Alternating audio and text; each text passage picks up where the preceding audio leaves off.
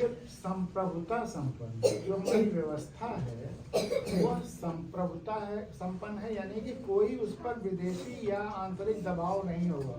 सत्ता मालकियत हम भारत के लोगों का है, न किसी दूसरे देश का हमारे ऊपर कोई नियंत्रण या प्रभाव है, न किसी आंतरिक व्यक्ति या समूह या प्रदेश का दबाव है, न किसी दूसरे देश के व्यक्ति या कारपोरेट किसी का दबाव है। दबाव रहित, न आंतरिक कोई दबाव न बाहरी दबाव, सत्ता पूरा हम भारत के लोगों के पास। फिर और एक बहुत महत्वपूर्ण इसमें शब्द है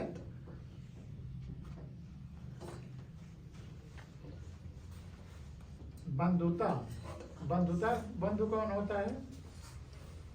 एक माता पिता की संतान। तो हम सब भारत माता की संतान हैं, इसलिए हम सब में वो रिश्ता है, हम सब बंधु हैं, भाई बहन हैं। इस रिश्ते को समझना होगा। व्यक्ति की गरिमा, ये बंधुता से दुनिया के किसी संविधान में नहीं है जहाँ की इतने रिश्ते को डिफाइन किया गया है। और दूसरा है व्यक्ति की गरिमा। हम भारतवासी जितने भी हैं उसको हमारा संविधान गरिमा प्रदान करता है, एक आदर प्रदान करता है, वो किसी से कम नहीं है, उसमें अनंत होने की संभावना है। जो मैं कह रहा था, तुम सब में इस देश के सर्वोत्तम स्थान पर जाने की क्षमता है। तुम गरिमामय हो, तुम अपने को समझो, हर व्यक्ति गरिमामय है। फिर और एक शब्द है संविधान सभा। संविधान सभा क्या है? ये संविधान बनाया संविधान सभा में हम भारत के लोगों ने। संविधान किसने बनाया? हम भारत के लोगों ने। और अब तो बस खत्म होने वाला है। हम भारत के लोगों ने संविधान बनाया। कहाँ बनाया, कैसे बनाया? संविधान सभा में। संविधान जब हम आजाद होने वाले थे उस समय पूरे देश में चुनाव करके 400 के करीब सदस्य चुने गए। उन्होंने 3 साल मेहनत करके संविधान बनाया। 3 साल तक जबरदस्त मेहनत किया, पढ़ाई की, पूरे देश दुनिया और भारत की परंपराओं, भारत की संस्कृति, भारत की न्याय व्यवस्था, कार्य व्यवस्था सब समझ करके एक बहुत अच्छा संविधान बनाया। और फिर इसको 1949 में 26 नवंबर को एतद द्वारा संविधान को अंगीकृत मतलब स्वीकार करते हैं। कौन? हम भारत के लोग इस संविधान को स्वीकार करते हैं, अधिनियमित इसको नियम बनाते हैं। अब यही नियम बना इस देश में। अब या तो जो संविधान में लिखा है वो नियम है, या संविधान जिन जिन कानूनों को स्वीकार करता है वही है। संविधान के अलावा इस देश में कोई नियम नहीं। और आत्मार्पित करते हैं, यानी कि खुद से खुद को अर्पण करते हैं। हम भारत के लोगों ने संविधान बनाया संविधान सभा के द्वारा, अपने चुने हुए प्रतिनिधियों के द्वारा, और खुद को अर्पित करते हैं। एक बात इसमें और कहनी है कि संविधान में मूल कर्तव्य हैं। हमारे क्या कर्तव्य हैं वो कभी पढ़ना जानना, और सरकारों के क्या कर्तव्य हैं ये भी लिखा हुआ है।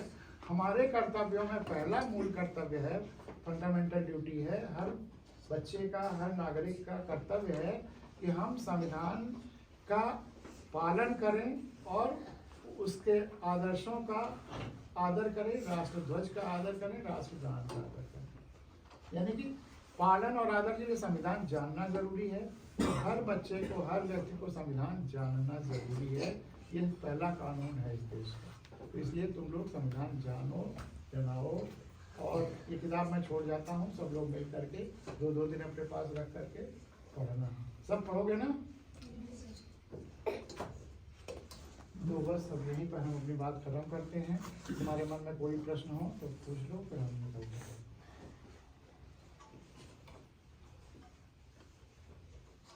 या लिख करके रखे रहना। हमारा फ़ोन नंबर भी इसमें है, तुम मुझसे पूछ भी सकते हो, फोन से जैसे भी बात कर सकते हो तभी भी। तुम सबको देश के सर्वोच्च पदों पर, सर्वोच्च स्थानों पर सबसे टॉप पे देखना चाहता हूँ। पहुँचोगे? जोर से बताओ। गुड, वेरी, ताली बजाओ। ठीक है, अब कुछ प्रिंसिपल साहब वगैरह कुछ बोलेंगे, आप कुछ कहेंगे? आपके मन में कोई प्रश्न हो आप कुछ बोलना चाहेंगे? ये किताब हम अगली बार आएंगे, और जितने लोग हैं, टीचर्स हैं, चाहे वो वेदांत हैं, कोई भी अगर इसमें से कमी पाया तो मैं ईसाई करूँगा, समझ लो सबके लिए कंपल्सरी मैं क्वेश्चन मतलब ये होमवर्क देके आप लोगों ने मंगनी के द्वारा जो कुछ भी सुना, सीखा, ग्रहण किया, उसको अपने जीवन में उतारिए, यही हम चाहते हैं। क्योंकि जीवन तभी सुलभ हो सकता है जब आप ज्ञानवान हो, छोटे का बड़े का आदर करना जाने, ना आपके लिए कोई छोटा होना चाहिए, ना आपके लिए कोई बड़ा होना चाहिए। जो जिस पद पे बैठा हो उसको उसके अनुसार आदर मिलना चाहिए, ठीक है। लेकिन कभी किसी को छोटा मत समझो। सबसे जीवन का हमारे अनुसार वो यही है, क्योंकि इस पृथ्वी पे हम आप बड़े सब आए हैं, सब एक समान रूप से आए हैं। अपने कार्यों से हम अपने आप को ऊंचा बनाते हैं और नीचा बनाते हैं। तो कोशिश यही करो, जो आपके पूर्वजों को नहीं सुविधाएं उपलब्ध हो पाई हैं, आपके लिए वो प्रयास करके कर रहे हैं, उसका सदुपयोग करो और जीवन में ऊंचाइयों को पाने की कोशिश करो, जो कभी आपके ध्यान में आया हो, मेरे मन में आपके आया हो, हृदय में आया हो, या जो आपके माता पिता आपको देखना चाहते हैं कि इस पते मेरा बेटा जाए तो मेरे बच्चे का भविष्य उज्ज्वल हो। यही कोशिश करते हैं, बड़ों का आदर करें। हम बहुत बहुत आभार व्यक्त करना चाहते हैं आपका, क्योंकि आपने हमारे बच्चों को सुविधा बहुत जरूरी है आगे बढ़ने के लिए, लेकिन संवेदना सबसे जरूरी है। इसलिए संवेदना दूसरे का सुख दुख से जुड़ा महसूस करना, उसको दूर करना, ये सबसे आपसे खड़े होकर थैंक यू तो बोले,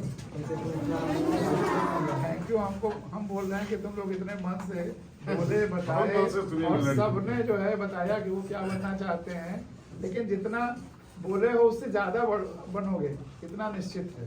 बस मेहनत करो उस चींटी की तरह से, सबकी मदद करो उस चींटी की तरह। कुछ सही मिला, बहुत बढ़िया